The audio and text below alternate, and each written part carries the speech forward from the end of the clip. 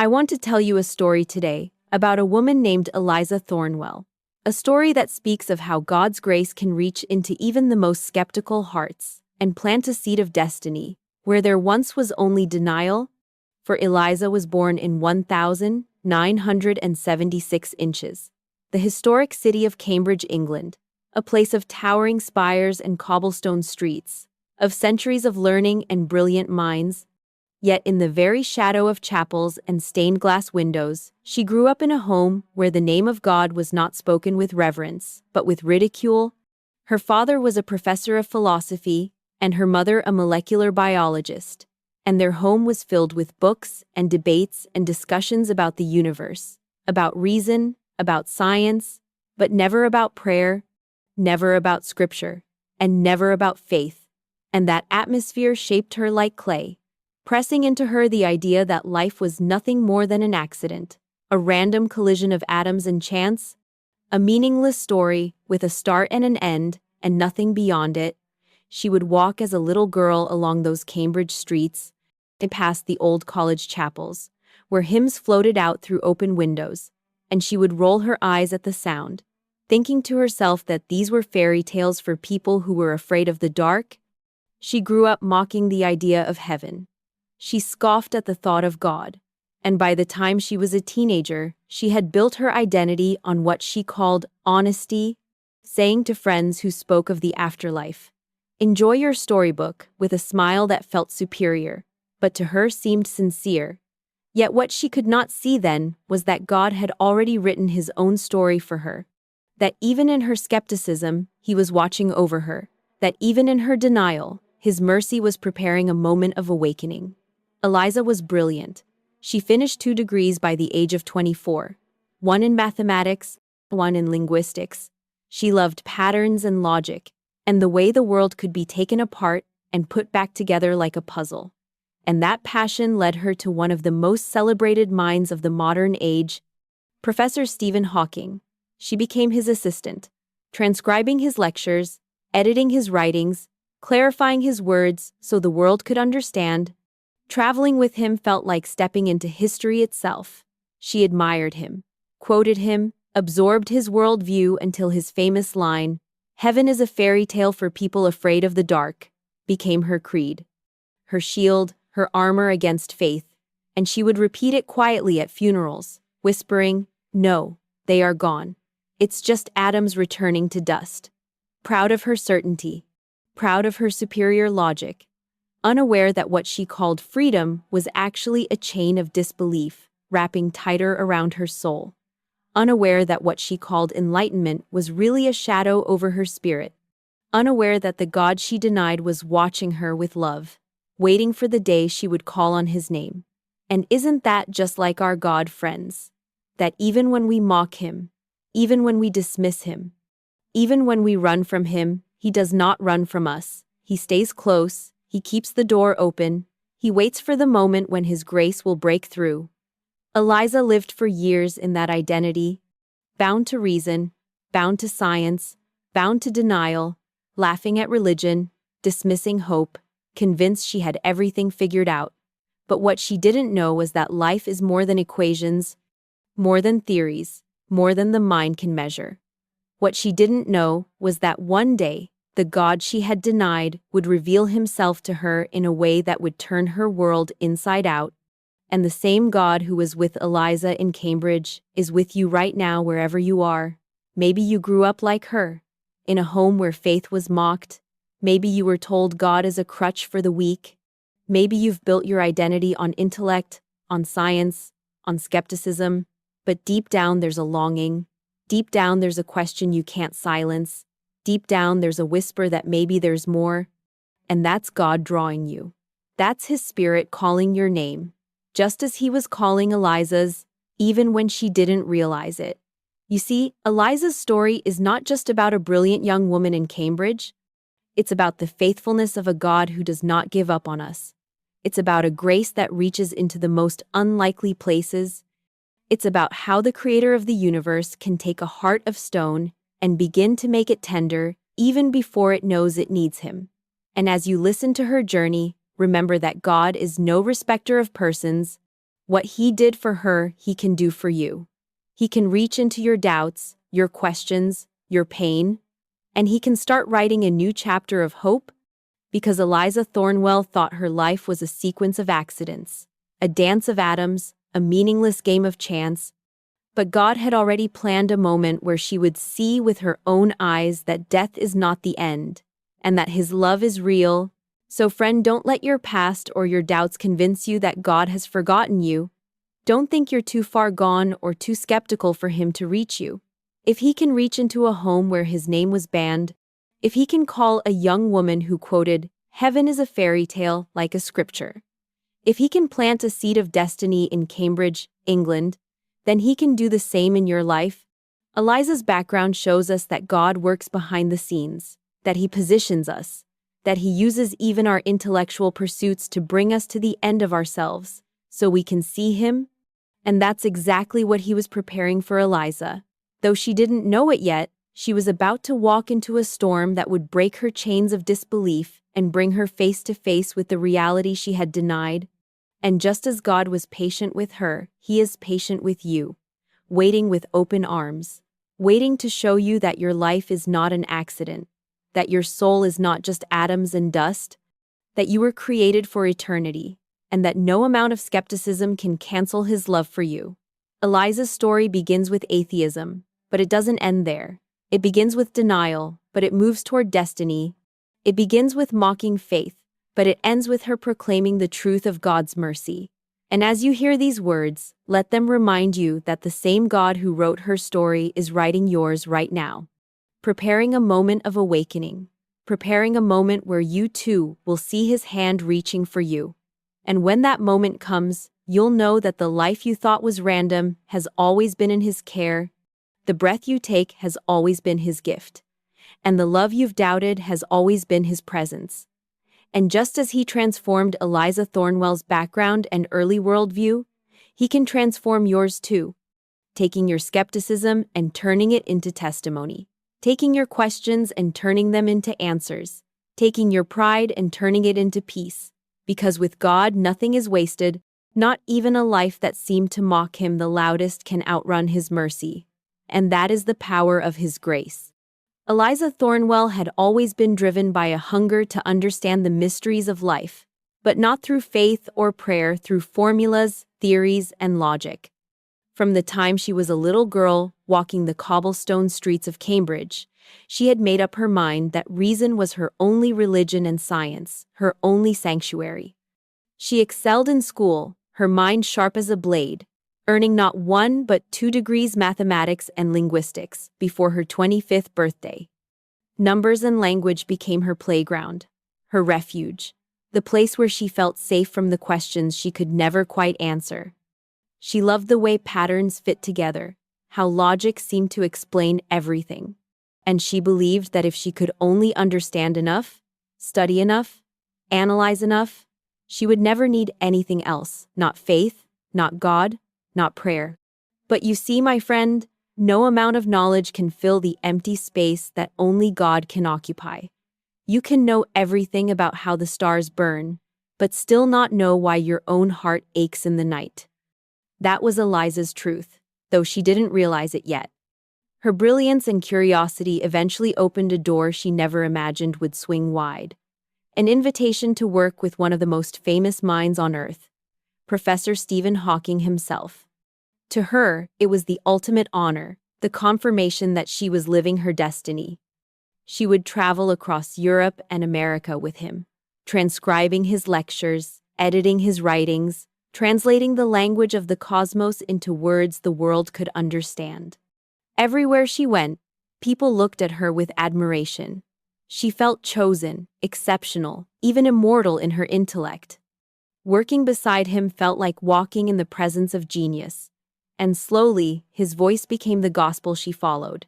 Hawking would often speak of the universe as a closed system, a self-contained equation with no need for a creator.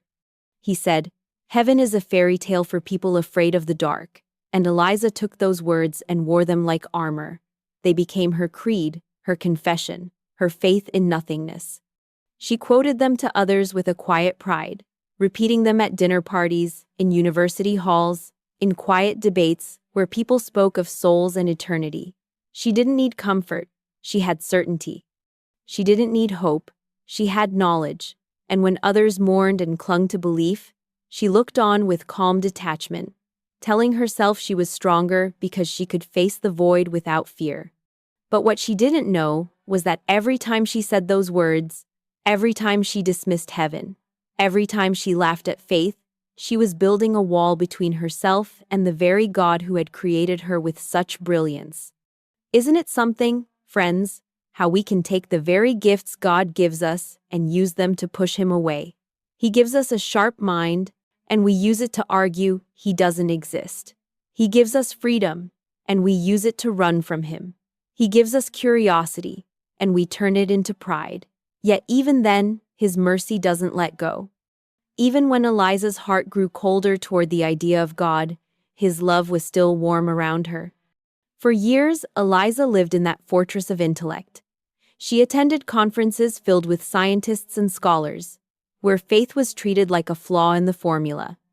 She learned how to explain away miracles, how to dismiss eternity as illusion. When her friends lost loved ones and said, "I'll see them again someday," she would smile gently and think to herself, "You're comforting yourself with make-believe." She believed that when people died, their atoms simply scattered back into the cosmos, beautiful, poetic, and meaningless. And yet, every time she said those words, a quiet unease stirred somewhere deep inside her soul, a whisper she tried to silence. But God doesn't stop whispering just because we stop listening. Eliza began to see herself not just as a student of science, but as a defender of it. She would join conversations where believers spoke of heaven or purpose, and she would challenge them with clever questions, proud of her ability to dismantle their faith with logic. But deep down, behind the pride, there was a hollowness, a sense that something was missing, a loneliness she couldn't quite explain. You see, you can fill your mind with all the knowledge in the world, but if your heart is empty of hope, you'll still lie awake at night wondering what it's all for. Eliza had built her life around answers, but she had no peace. She had everything but joy. And yet, she kept going. She thought faith was for the weak, prayer for the desperate, and heaven for the foolish. She believed that if she just learned enough about the universe, she would uncover the secret that made sense of it all. But there's a difference between knowing about creation and knowing the Creator. The more she studied, the more she missed the truth that knowledge without wisdom is empty, and reason without love is blind. Still, God was patient. He didn't strike her down. He didn't silence her mocking words. He simply waited. Because God knows how to use even our rebellion to set the stage for redemption. One night, Eliza remembered sitting across from Hawking after a long lecture in London. He was surrounded by admirers, his voice flowing through the machine with mechanical certainty. He spoke of galaxies, of time, of matter and energy, and then he ended by saying, "The universe has no need for a creator." The crowd applauded, and Eliza smiled proudly, feeling she was part of something eternal, ironically, a legacy built on denying eternity itself. But as she helped him pack up his notes, she glanced out the window at the old chapel across the street. The bells were ringing for evening prayer, and for a moment, just a flicker, she wondered what those people inside were feeling, what it was like to believe in something beyond equations, to trust in something unseen. But she brushed it away. She told herself it was sentimentality, not truth. Still, somewhere deep within, a question had been planted, and one day, that question would grow into revelation. You see, God knew what was coming. He knew the journey Eliza would take, the pain she would endure, the truth she would one day encounter face to face. But first, she had to walk through the wilderness of disbelief. Sometimes God allows us to build our towers of intellect just so we can discover that they have no foundation. Sometimes He lets us taste the fruit of pride, so we can see how bitter it really is. Eliza's life with Stephen Hawking was extraordinary. She stood at the front lines of human discovery, But what she didn't yet realize was that the greatest discovery of her life was not in the stars, not in the equations, not in the theories. It was waiting in the silence of eternity, in the moment when her heart would stop, and she would find herself face to face with the God she had denied. And that's the hope I want to leave with you today. No matter how far you've drifted, no matter how deep your doubt, no matter how long you've worn your disbelief like armor, God's grace can find you. Just as He watched over Eliza, He's watching over you, preparing a moment that will open your eyes and remind you that faith isn't the absence of knowledge. It's the fullness of truth, the light that no darkness can overcome. It was March 15th, 2018, a date that Eliza Thornwell would never forget, the day that reason met revelation, the day that intellect collided with eternity, the day she died and lived again. She had flown to Switzerland to attend a physics conference, surrounded by colleagues who spoke in the language of numbers and theories, brilliant minds who, like her, believed that science held every answer. It was supposed to be an ordinary evening, a ride down the mountain after the symposium, but God had written a chapter in her life that would change everything she thought she knew. The snow was falling thick and white, wrapping the Alps in silence, when she stepped into the cable car. The air inside was cold, her breath visible against the glass as she looked out at the storm. Lightning flashed in the distance, splitting the sky in veins of light. She smiled to herself, thinking of how ancient people once called lightning the voice of God, and how science had since silenced that voice. But friend, let me tell you, there are moments when even the brightest intellect cannot reason with heaven. The wind roared, the car swayed, and in an instant that felt like eternity, a bolt of lightning struck the steel cables above her. The sound was deafening, the jolt violent, and the world went spinning. The glass around her shattered like ice, and before she could even scream, she was thrown into the night.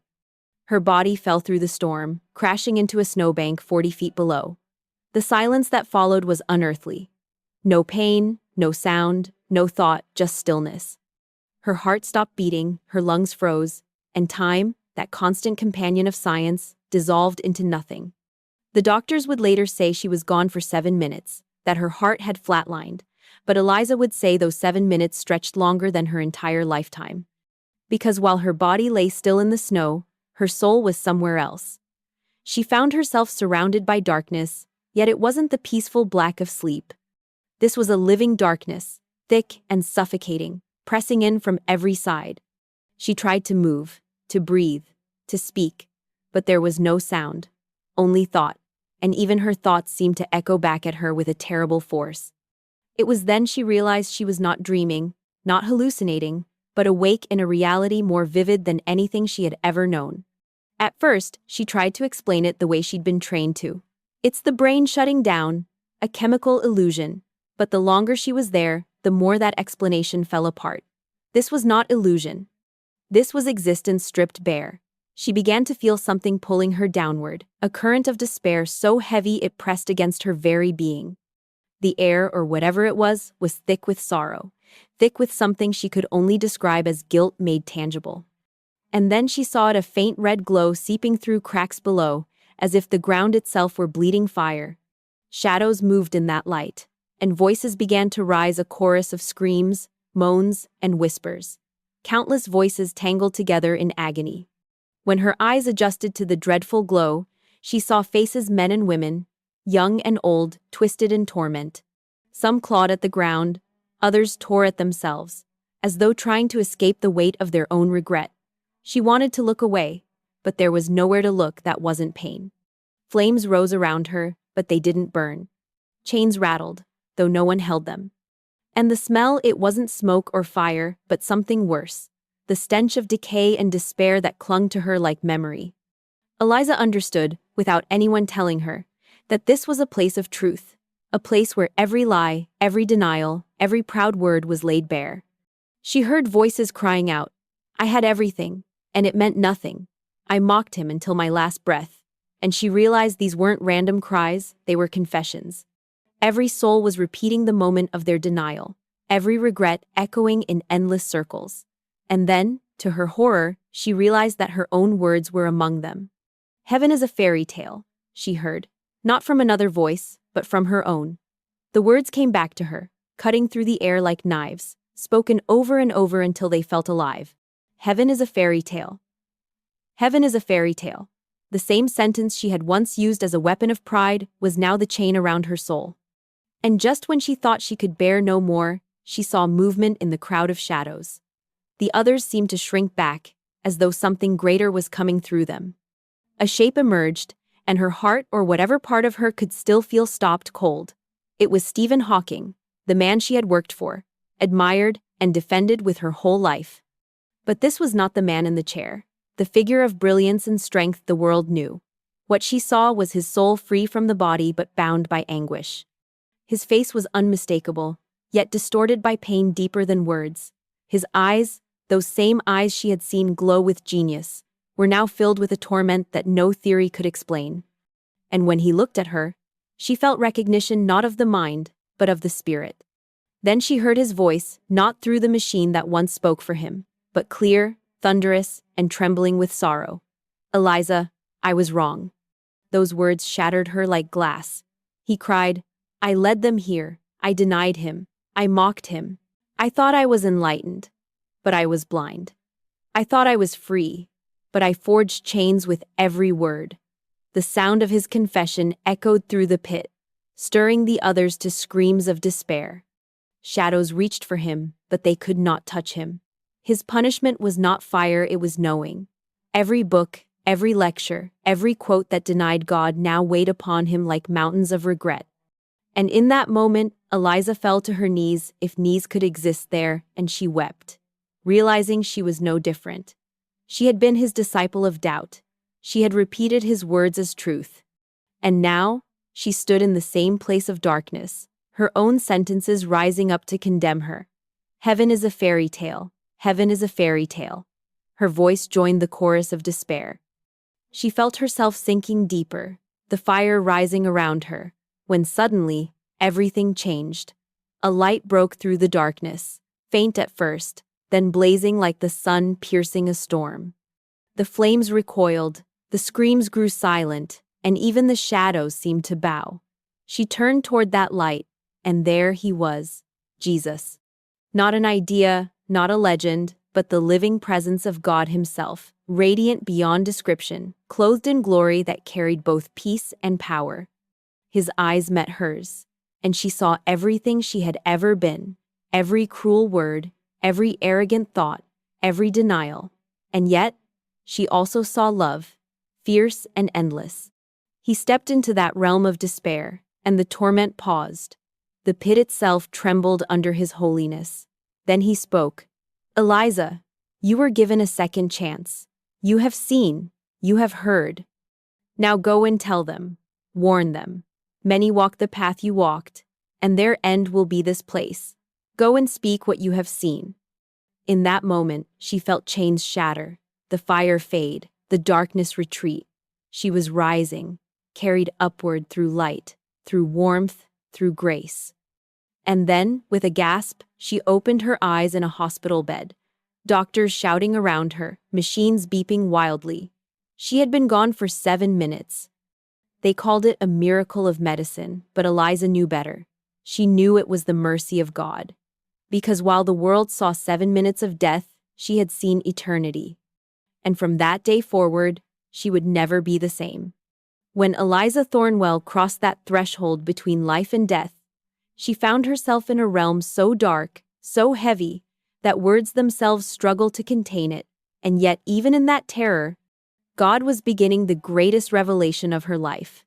The moment her heart stopped beating, she descended into what she could only describe as a living darkness, thick, suffocating, and alive with despair. It wasn't the silence of sleep or the peace of rest. It was a place where every sound was sorrow, every breath was regret, every heartbeat was gone, but consciousness remained. She could feel herself falling deeper and deeper, as though the weight of her own disbelief was pulling her down.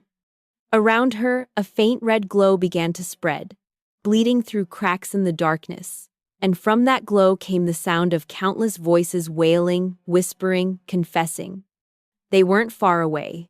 They were all around her, swirling in torment.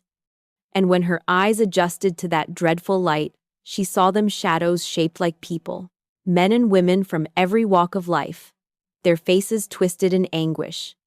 Some clawed at the ground as if trying to escape themselves. Others covered their faces as if to hide from a truth they could no longer deny. The air trembled with hopelessness, and in that moment, Eliza knew this was not some dream, not a hallucination, but reality stripped bare of all illusion. She saw flames rise but never consume. She heard chains rattle, though no hands held them. And she smelled an odor unlike anything on earth, the stench of despair itself, of remorse burning without end.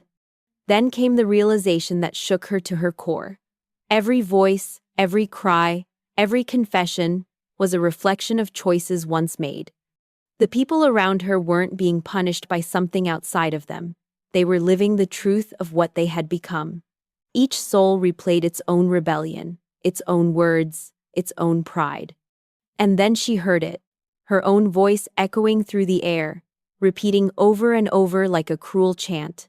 Heaven is a fairy tale for people afraid of the dark. Heaven is a fairy tale. The very sentence she had worn like armor in life had become the chain that bound her soul in death. She tried to silence it, but it was alive now, carried on the cries of the countless who had believed the same lie. In that moment, she understood that she had not stumbled here by accident. She had walked herself here with every proud denial, every mocking word, every moment she turned her back on truth. She realized that this darkness wasn't imposed upon her. It was the natural consequence of a life lived without the light. As she stood trembling, the sea of shadows around her began to shift, parting like a curtain. A murmur went through the voices, as though something greater, heavier, was moving among them. Then she saw him. At first she thought it was her mind playing tricks, summoning a familiar face in the midst of horror. But as the figure drew nearer, the truth struck her like thunder. It was Professor Stephen Hawking, the man she had worked beside for years, the man whose words had shaped her beliefs, whose mind had inspired millions to look at the stars but not beyond them. But this was not the Stephen Hawking she remembered. There was no wheelchair, no frail body, no machine to give him voice. What stood before her was his soul, and that soul was in torment. His eyes, once filled with brilliance, now blazed with sorrow. His face, once celebrated for genius, now twisted in anguish beyond human comprehension. When he looked at her, it wasn't with recognition of the mind, but of the spirit, as if both of them knew in that instant that they were bound by the same deception. Then came a sound that froze the very air, a voice so powerful and raw it shook her entire being. For the first time, she heard his voice not through the monotone of a computer, but through the depth of eternity itself. "Eliza," he said, and his voice trembled. "I was wrong." Those 3 words cut through her like a sword. The man who had once declared that heaven was a fairy tale was now confessing that he had led millions into darkness. His cry was filled with regret that words could never capture. "I denied him," he said. "I mocked him. I thought I was free, but I forged chains with every word I spoke. I thought I was enlightened, but I was blind." His confession rose above the cries of the other souls, and the entire pit seemed to shake with it. The shadows reached for him, clawing, screaming, as though his admission stirred their torment even deeper. Yet they could not destroy him. His punishment was not fire. It was awareness, the unbearable weight of knowing that his life's work had turned others away from the very God who had given him breath. Every lecture, every book, every interview that carried his denial now burned like a brand upon his spirit. Eliza fell to her knees if such a thing existed in that realm and wept. She realized she was no different. She had carried his message like a banner of pride. She had quoted his words as if they were scripture. She had mocked faith, mocked heaven, mocked the hope of the very God who had created her. And now, she heard her own voice joining the chorus of despair. "Heaven is a fairy tale. Heaven is a fairy tale." The words rose from the pit, echoing through eternity, a chant of regret from every soul that had chosen pride over humility, intellect over truth. She tried to cry out for mercy, but mercy seemed impossible there. Hope felt like a concept from another universe. The pit was not chaos, it was clarity, a mirror reflecting truth with no excuses left. Time did not exist. There was only an endless now of remorse. And just when she thought she would sink forever into that abyss, something changed. The darkness trembled. The screams faltered. The flames drew back, as if frightened by a presence greater than themselves. Then she saw it alight. At first it was small, like the faintest star on a black horizon. But it grew, brighter and brighter, until it pierced the pit like a sword of fire. The air shook, and every soul fell silent. The light was not just illumination, it was a person. It was Jesus. His presence was unlike anything she had ever known, so pure, so radiant, that the very ground bowed before him. His eyes met hers, and in that gaze, she saw everything, every word, every denial, every act of pride, and yet she also saw love, fierce, unstoppable, undeserved love. The kind of love that does not excuse sin but breaks its power. She wanted to hide, but his light called her out of the shadows. Jesus reached his hand toward her, not in condemnation, but in invitation, and when he spoke, his words echoed through the entire realm. "Eliza," he said, "you have been given a second chance. You have seen, you have heard. Now go and tell them. Warn them. Many walk the same path you walked, and their end will be this place. Go, and speak what you have seen." And as those words poured into her soul, the chains around her shattered, the fire dimmed, and the darkness retreated. She felt herself rising, lifted by a force stronger than gravity, carried upward through waves of light, until she opened her eyes in a hospital bed, surrounded by doctors and machines. They said she had been gone for 7 minutes. But friend, those 7 minutes contained eternity. She had seen the pit, she had seen the truth, and most of all, she had seen the mercy of the one who reigns above it all. In the very heart of that endless darkness, when all hope seemed lost, and Eliza Thornwell believed she would never escape the pit of despair, something began to shift. It started as the faintest glimmer, like a single spark flickering in an ocean of black. And for the first time, the torment paused. The cries that had filled the air quieted. The flames that had risen endlessly began to shrink back, and even the shadows themselves seemed to tremble as though they knew someone far greater was approaching. That light grew brighter and brighter, until it was no longer a flicker, but a blaze. A radiance so powerful that the darkness recoiled in fear. It pierced through the pit like a sword-splitting night from day, and Eliza, who moments before had been surrounded by despair, now stood in awe before a presence she could scarcely comprehend. The light wasn't harsh or blinding.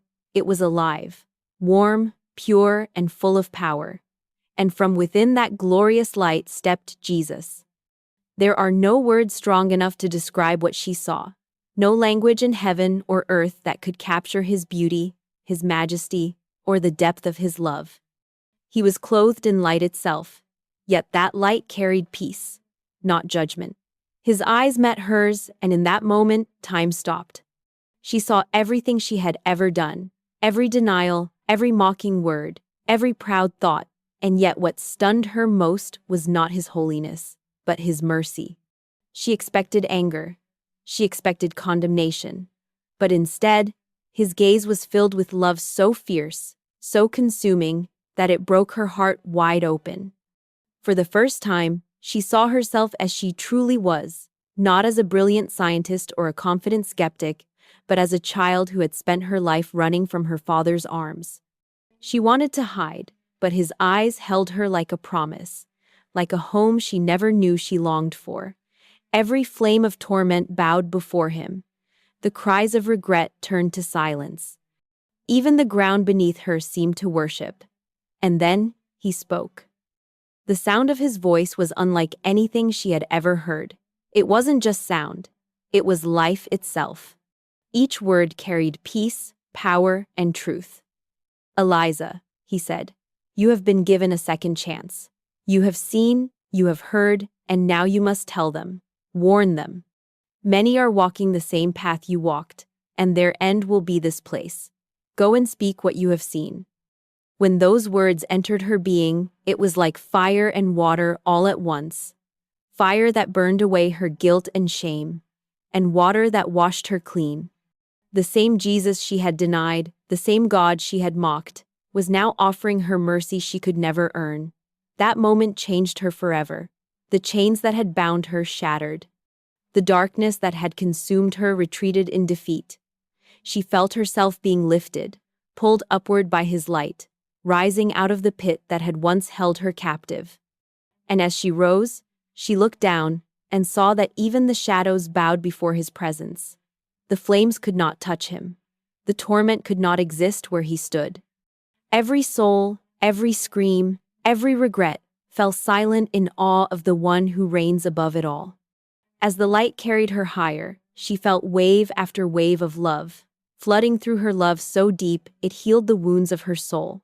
Love so powerful it erased the years of disbelief.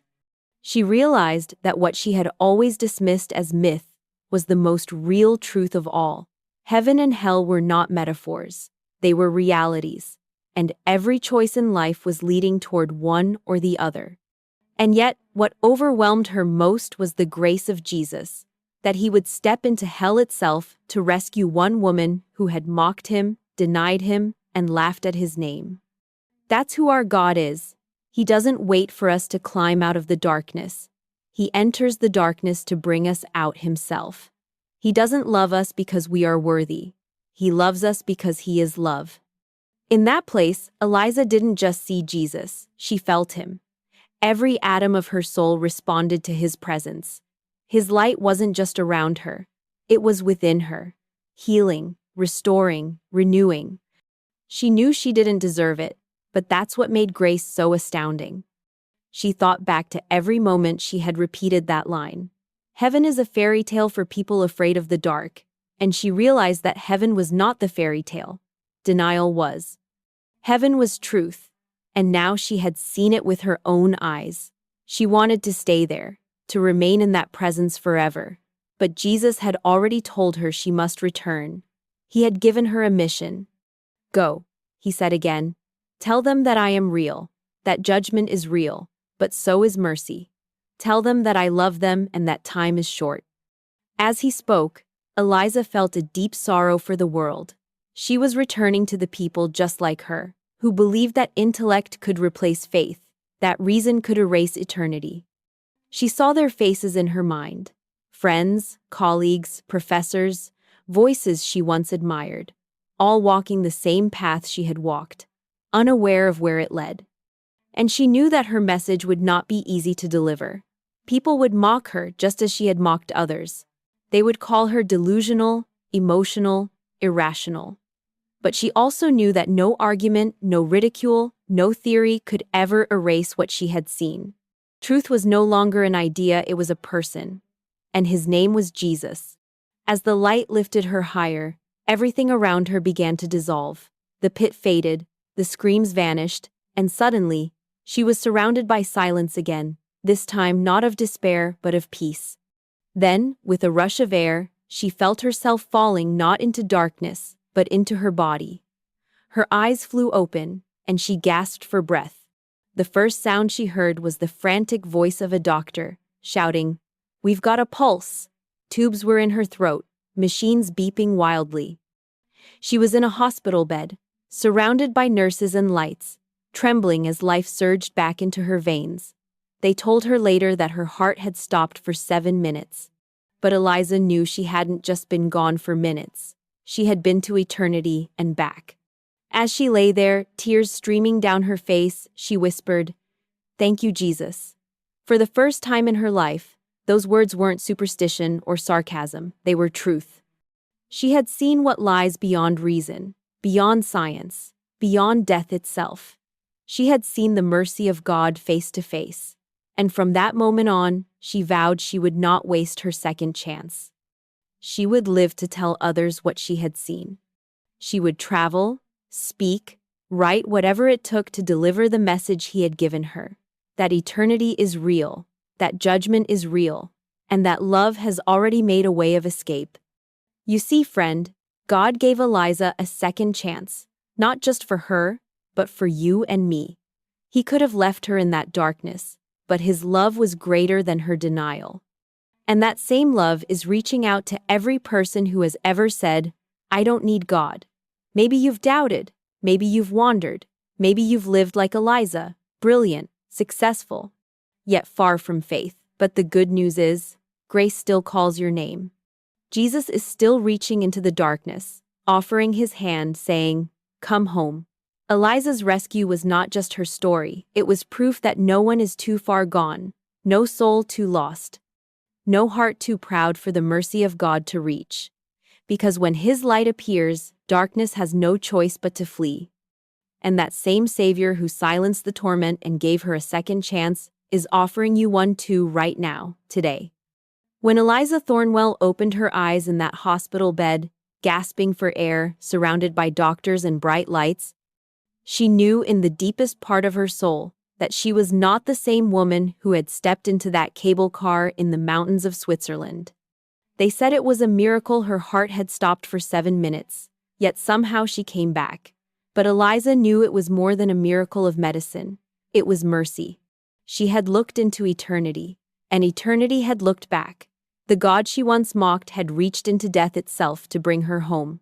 Lying there, weak and trembling, she felt the weight of everything she had seen pressing on her chest. The cries of the lost, the light of Jesus, the command to return and tell the world. For days, she could barely speak. The doctors thought her silence was shock, but it was awe. She had no words to describe what she had experienced. The woman who had once built her life on equations and logic was now lost in wonder. Her mind searched for explanations, but her heart already knew the truth.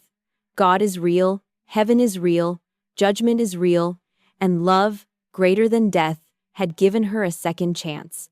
When she was released from the hospital, the cold Swiss air felt different on her skin. The snow glistened like light from another world. Every sound, the wind, the footsteps of strangers, even the hum of the machines around her felt sacred. She realized she was living on borrowed time, that every heartbeat was a gift she did not deserve. And from that moment, Eliza made a decision. Her life would never again belong to herself. She walked out of that hospital not as a scientist searching for proof, but as a witness carrying a message. She returned to England, but she couldn't go back to her old life. The offices filled with theories and debates now felt empty. The equations that once thrilled her now seemed hollow compared to the truth she had seen. She tried to return to Cambridge, to sit among her peers, to edit academic papers and attend lectures, but every time she heard someone dismiss the idea of God, her heart broke. She wanted to stand and shout, "You're wrong. He's real. I've seen him." So she left it all behind, the career, the prestige, the certainty of being admired by the world, and she began to seek the one she had once denied. She started to pray, though she didn't know how. The woman who had mocked prayer now wept as she whispered, "God, teach me to know you." She opened a Bible for the first time in her life, not as a skeptic trying to disprove it, but as a seeker desperate for life. And as she read, those words leapt off the page with power. The scriptures that once seemed ancient now pulsed with the same light she had seen in the pit. She read of grace, of forgiveness, of Jesus dying for the lost, and she realized that story wasn't distant, it was hers. Every page spoke to her heart, and every tear that fell onto those pages was worship. She began to understand what it meant to be redeemed. The God she had denied had never denied her. The Savior she had mocked had never stopped loving her. It wasn't easy. When she began to tell her story, people laughed. Former colleagues called her delusional. Old friends avoided her. Scientists she had once admired dismissed her as emotional, unstable, ruined by trauma. But Eliza didn't flinch. She had seen too much to be silent. She would look them in the eye and say, "I understand your doubt. I once lived it. But let me tell you, death is not the end. I saw the other side. I heard the cries of those who denied him, and I saw the face of the one who saves." She didn't preach with anger. She spoke with tears. She didn't argue with logic. She testified with love. People who came to mock her sometimes left in silence, shaken, because there was a light in her eyes that no ridicule could extinguish. Eliza began to travel small churches at first, then conferences, then auditoriums filled with people hungry to hear the truth.